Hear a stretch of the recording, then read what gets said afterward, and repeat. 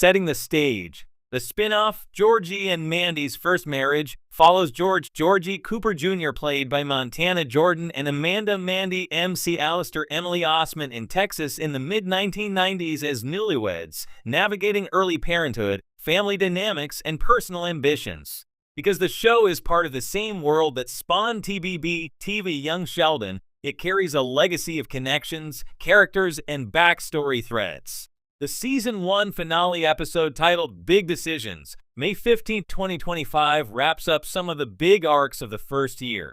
The finale's major threads. Here are the key narrative moves in the finale that matter for our deeper read. 1. Professional shifts. Georgie makes a big move by buying his father-in-law Jim MC Allister's auto/tire business. Mandy is offered a new role promotion that may require her to change the family's status quo. This sets up both opportunity and tension.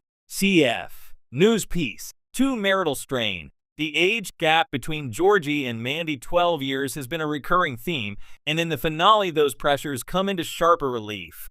Mandy's ambitions, Georgie's identity tied to family business, and the shifting roles all contribute to strain. 3. Family dynamics. The show underscores the Cooper MC Allister extended families, the legacy of Georgie's upbringing, his parents, his siblings, and how the marriage is as much about keeping family together as it is about the couple themselves.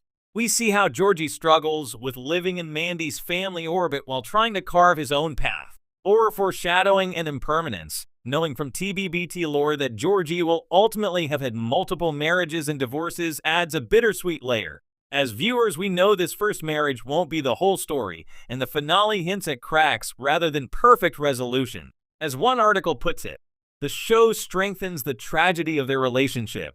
Georgie and Mandy will be leading their own spin-off, but it won't last. The weirdness of one character's absence. Here's where it gets especially interesting. A character whose absence in the finale makes things feel odd within the franchise ecosystem, and by extension, calls attention to the way the TBBT universe handles family relationships and continuity. The character, Sheldon Cooper, in TBBT and Young Sheldon. Sheldon is a foundational figure. Georgie is his older brother. In Young Sheldon, we've seen the family dynamic, the Cooper household, the roles each child played, and how Sheldon's worldview is shaped by the family. But in the finale of Georgie and Mandy's First Marriage, Sheldon is completely absent.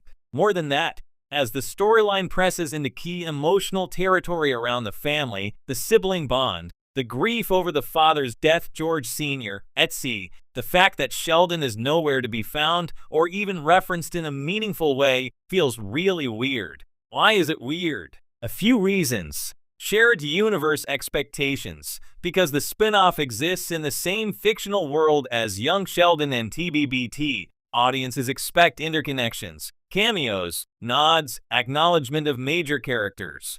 Yet here, when the Cooper's family crisis is center stage, Sheldon, arguably the most famous Cooper sibling, is absent. Narrative dissonance. The finale leans into Georgie's attempt to keep the family bonded after George's death, and we know Sheldon in TBBT reflects on the fact that his father's death fractured the family. One would anticipate Sheldon to appear or at least be referenced since his perspective matters for the legacy of the family in the franchise. His absence leaves a hole. Contrast with sibling focus. The spin-off gives Georgie and Mandy center stage. But the narrative tension revolves around family, so if one big family member, Sheldon, is omitted, it signals either a deliberate creative choice or a missed opportunity. Either way, it calls attention. Legacy of TBBT. For TBBT fans, Sheldon's arc is monumental. When a story in the same universe drops him completely, it raises questions. Why isn't he involved? Does this signal something about his relationship with Georgie? What version of Sheldon exists in this timeline? Why this absence might make the finale better? Even though the omission feels odd, it serves some narrative purpose, and that enhances the finale in interesting ways. Allows Georgie to step out of Sheldon's shadow. By not leaning on Sheldon's presence, the finale forces Georgie's story to stand alone. His marriage, his career, his family become the focal point. If Sheldon appeared, the story might revert to Sheldon's world rather than letting Georgie grow.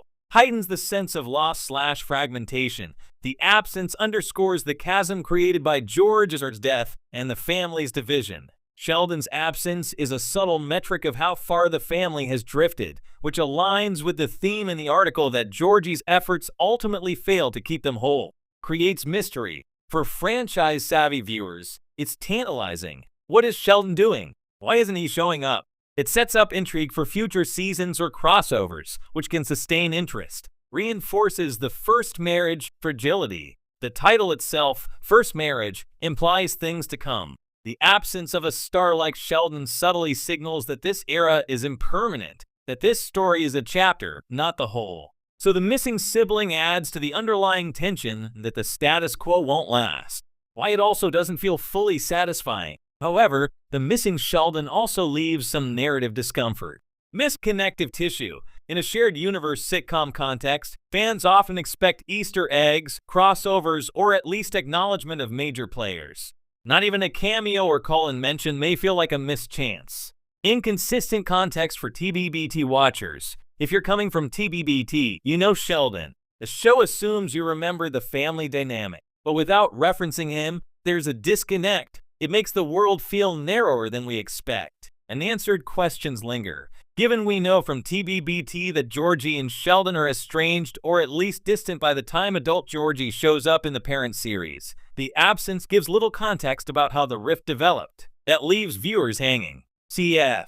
Screen Rant article. Georgie and Mandy's first marriage upends major sitcom trope.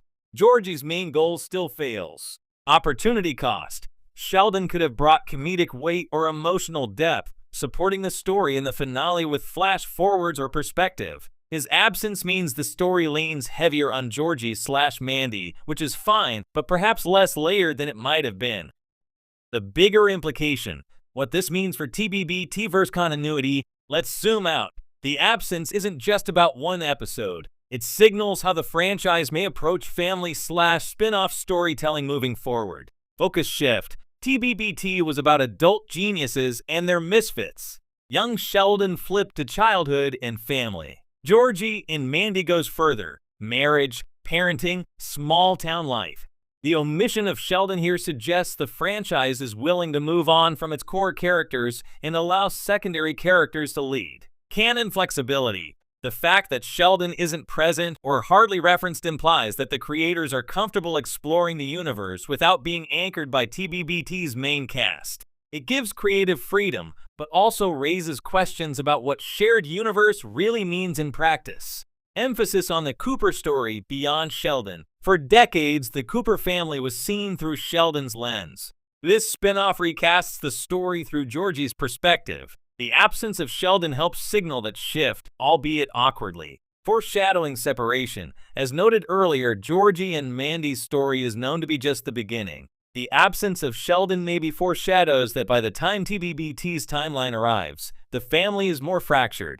The finale's tone, combined with Sheldon's absence, underscores fragility. Final thoughts. By the time season 1 of Georgie and Mandy's first marriage wraps, you're left with a complex emotional cocktail.